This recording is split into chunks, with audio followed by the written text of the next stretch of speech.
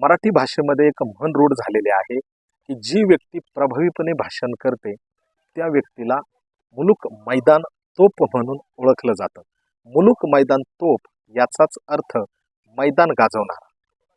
तर ही जी मुलूक मैदान तोप संज्ञा परिभाषा मराठीमध्ये आलेली आहे ती एका तोफेवरून आलेली आहे आणि ती तोप पाहण्यासाठी आज आपण तत्कालीन म्हैसूर राज्य आणि आत्ताच्या कर्नाटक राज्यातील विजापूर जिल्ह्यातील या ठिकाणी आपण आलेलो आहोत. माझ्या शेजारी आपण बघू शकतो की ही मुलूक मैदानी तोप आहे.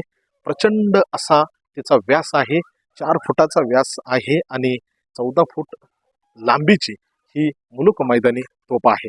साधारणतः 1549 रोजी अहमदनगरच्या निजामशाहीमध्ये हे तांबे आणि लोखंडापासून तयार झालेली ही 500